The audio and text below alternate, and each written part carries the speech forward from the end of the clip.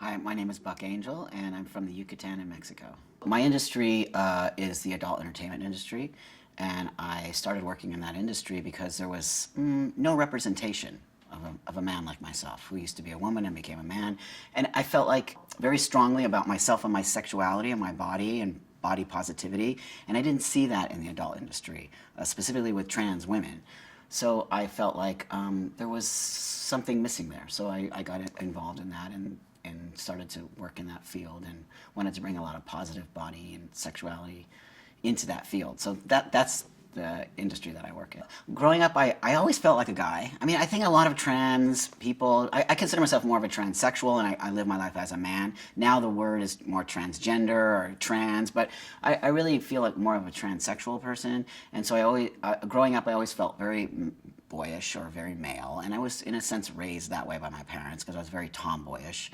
And so that was fine. Everything was great for me as a child. I didn't have a bad childhood, really, until, the dreaded puberty hits and things happen to your body. And, then I realized, oh my God, I'm actually really a girl. That was devastating for me. And, I started going through the things that happen with female bodies, and I started getting my period, and I started growing boobs, and I started, in a sense, like my body is not my body anymore. Whereas before, when I was younger, and you can sort of be androgynous that way, it was easy for me. My parents actually really treated me like a boy in many ways. They didn't really sort of discourage me being a masculine woman or female or girl in a way. They bought me boy toy. I had a GI Joe. I have two sisters, an older and a younger sister, and they bought them Barbie dolls, and they buy me GI Joes, and I got to wear boys' clothes.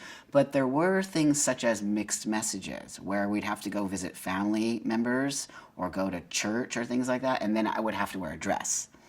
And that would always become a really kind of weird dynamic between me and my parents.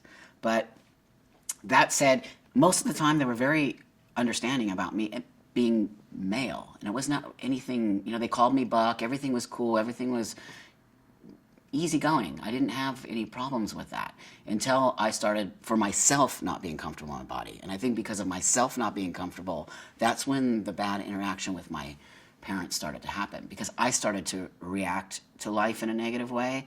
So I think that they started to feel that, and I got really into drugs and alcohol, and so I just became a really bad, hateful person. So that dynamic with my parents totally changed. But my early childhood was not bad with my parents. They were very accepting of me being a tomboy, which is what they called it back then, I think, more. When the alcohol and the drug abuse and the abuse towards my family started to happen, and I started acting out and fighting all the time, I got kicked out of all my schools.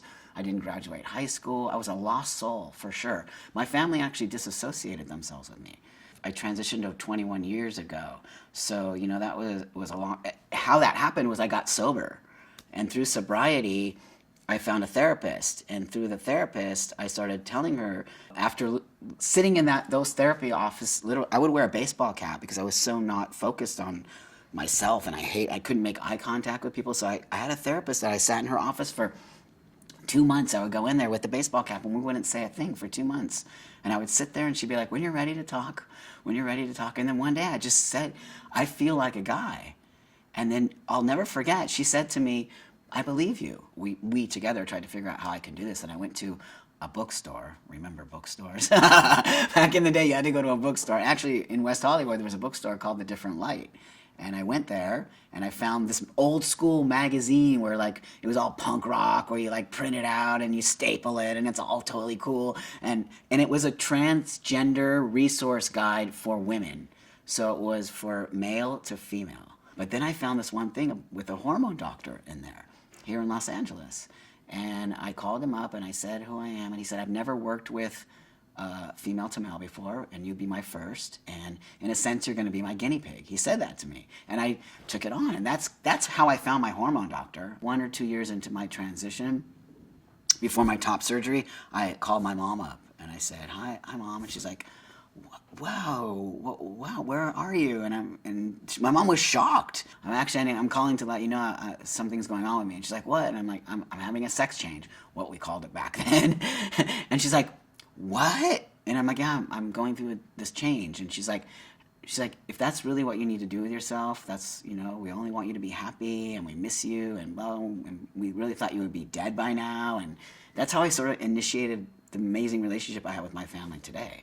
Because I just was honest about who I was, and they never questioned it. They always said, now we realize why you were acting the way you were, and how happy you are, and how amazing people are with you, and how people interact with you as male. My parents see that, and they're very happy.